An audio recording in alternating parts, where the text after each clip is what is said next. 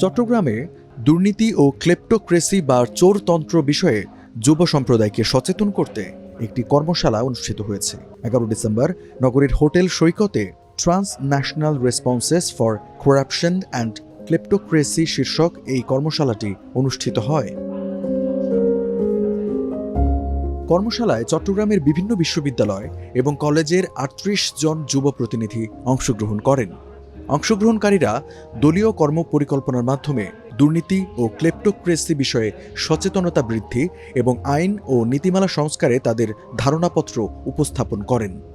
পাশাপাশি মাঠ পর্যায়ে সাক্ষরতা অভিযান পরিচালনায় তাদের প্রতিশ্রুতি ব্যক্ত করেন।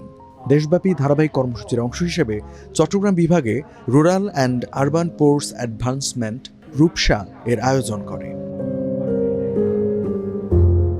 এ সময় বক্তারা বলেন, দুর্নীতির সঙ্গে ক্ষমতা কাঠামোর প্রত্যক্ষ সংশ্লিষ্টতা থাকলে একটি দেশে ক্লেপ্টোক্রেসি বা চোরতন্ত্র গড়ে ওঠে।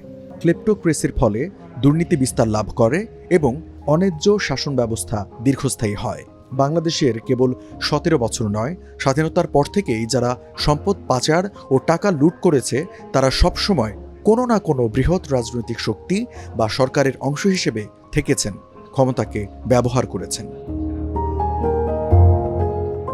রূপসা নির্বাহী পরিচালক হিরণময় মণ্ডলের সভাপতিত্বে এতে রূপসার পরিচালক শেখ মোস্তাফিজুর রহমান, যুব উন্নয়ন অধিদপ্তরের সহকারী পরিচালক আব্দুল হান্নান আলম, চট্টগ্রাম বিশ্ববিদ্যালয়ের যোগাযোগ ও সাংবাদিকতা বিভাগের সহযোগী অধ্যাপক রাজীব নন্দী সহ আরও অনেকেই উপস্থিত ছিলেন।